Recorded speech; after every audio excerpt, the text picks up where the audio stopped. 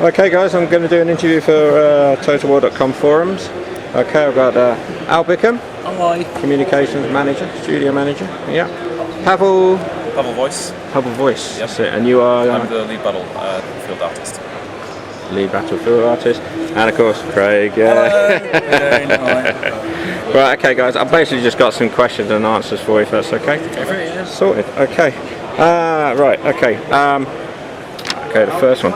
Right, we know the armies have got caps on them, okay. What are the army caps and what per tier? That's a good question. That's a very good question. Yes, it is. Army caps per tier. Where is the armies designer when you need it? Can we email you that answer? Yeah. I'll email you the answer to that one. Okay, alright. I'll post in the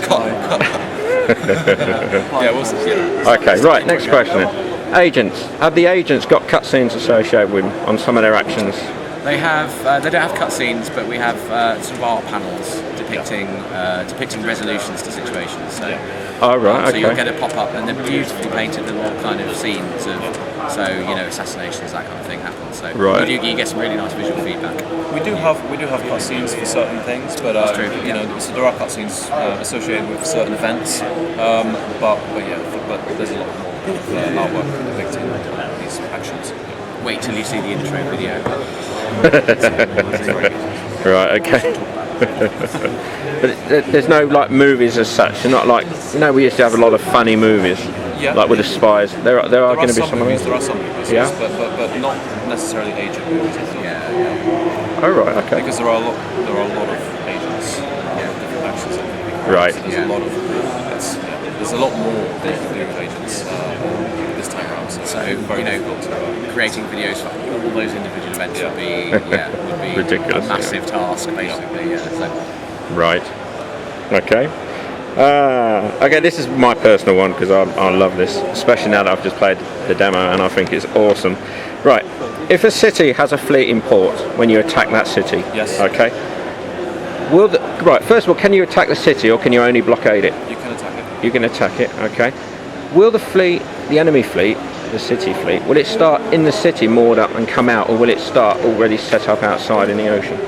It will be deployed as a naval fleet in the battle. So it'll be outside already, or will it come out of the port? It'll be on the city side of the battlefield. Yeah. So it'll be already laid out. It'll be together. Yeah. It'll be deployed with the as a defending line. Right. Okay. Okay. Right. Will elite units have caps in this game? Will you only be able to recruit a certain number of certain units? I think so. I can't answer that fully without asking someone like Jamie. Yeah. But a lot of specifics are still being tweaked at the moment as well. So it's kind of even to do with the ships, we're still working out whether it's a reinforcement or whether it's actually deployed already. That's actually currently still being balanced. So so it's all a little bit up in the air. Right. It'll definitely be combined. And as for caps, I'm sure some must have caps. I would think we always have done that. Yeah, So, I mean we cap it with cost in terms of army setup, and I think definitely we'll see. Again, we can let you know when we have to master design. Right. Okay. We're designer light today, unfortunately. Yeah, I was hoping to meet Jamie Ferguson or James Russell or someone, but yeah, oh well. Sorry. Oh no, you're good enough, guys. Just oh dear, did I? Oh gosh, that up. Okay. Now you're gonna have your hero units, I take it. Mm-hmm. Yeah. Give me a name of a hero unit. We're not very good at this today, are we? No. We haven't got the right people here. A hero unit, but We need Jack now, don't we?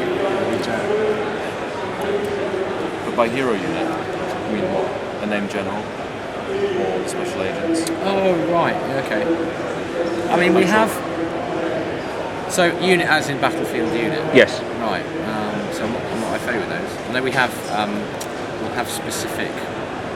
So the game has a pool. I can talk about generals. I know a bit more about that, but you'll have specific. Okay, tell us about generals. Named generals. So there's a pool of them for every faction. Right. And they may pop up over time and appear as usable generals. So obviously we have some famous characters from history who may pop up in your empire. And will they have unique powers that no other general can have, like Julius Caesar? Will he have something about him that's unique to Julius Caesar and nobody else? No, he'll have a unique set of statistics. So, and what's particularly important with generals is ambition and gravitas. Right. Two kind of key stats for them, because that all contributes to your empire, to your faction's political capital. So when it comes to performing politics, if you've got generals with greater ambition and greater gravitas in as key characters in your empire, the more political capital you'll gain over time, the more political actions you'll be able to perform, and the more you'll be able to manipulate the power structure within your own faction. So if you're playing as the Julii, if you're playing as Rome, for example,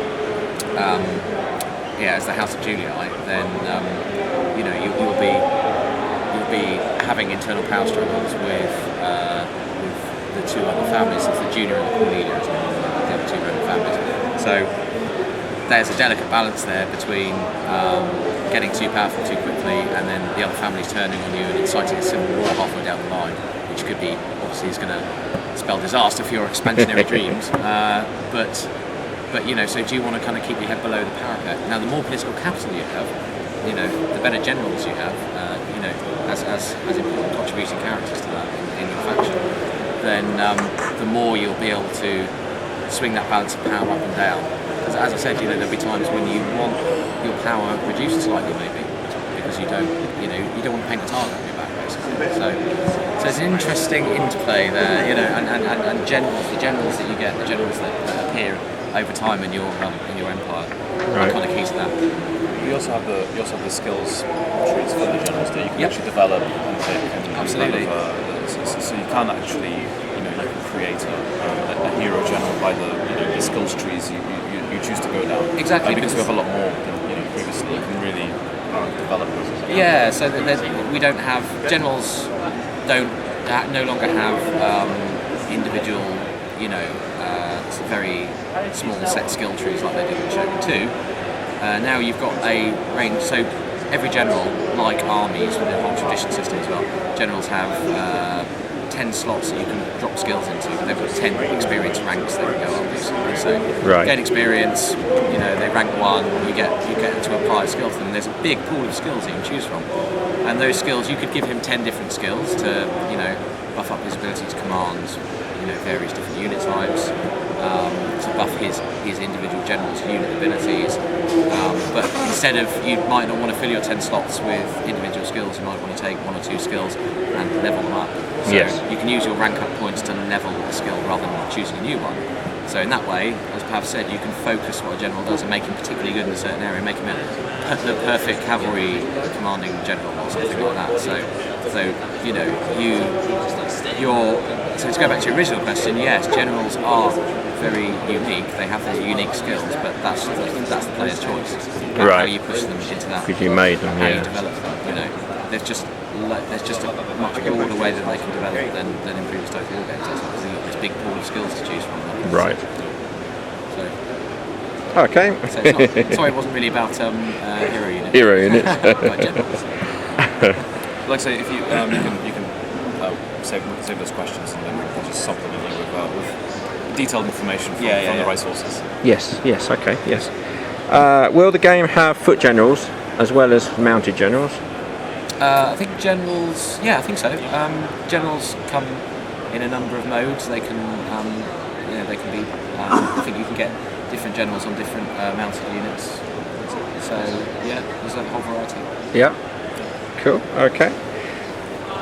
Will each faction start with just one city? Now, I know that Rome is going to have more than one city, isn't it? Yeah, and Carthage is going to have... depends on the faction, depends on the difficulty level. Some will have 2 cities to start with, some will have, maybe 3 regions, some will have 1 region, So yeah, there's a big range based on where they are in the world, what was happening at that point in the world, who owned what. So, because we're starting at, I think it's 272 BC, we start out. So,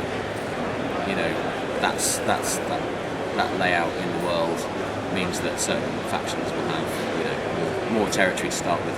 Yes. So. Will Rome actually start with an entire province?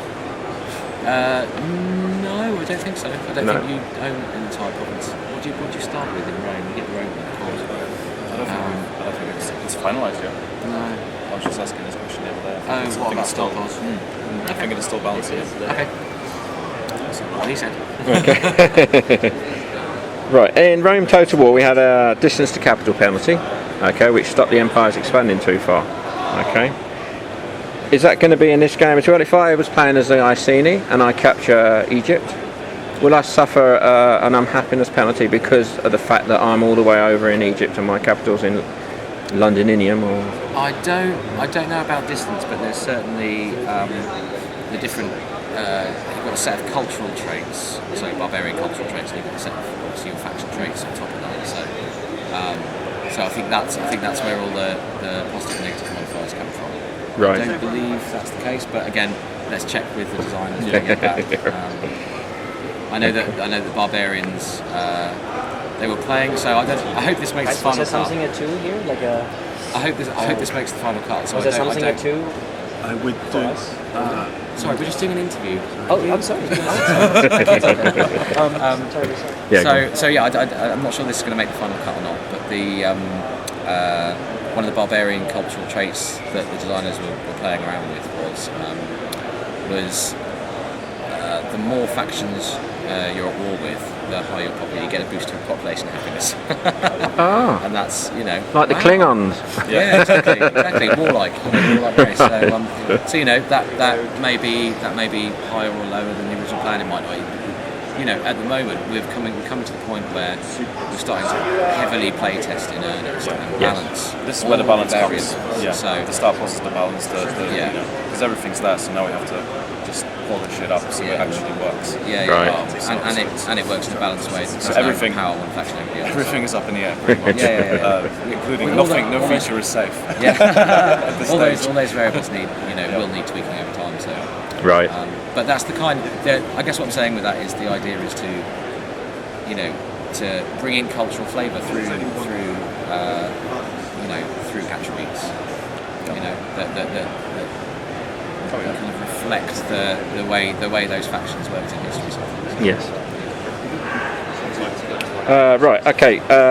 7 wonders of the world. We know about those. The pyramids and all that. Yeah. Will each faction have its own wonder building in addition to those 7?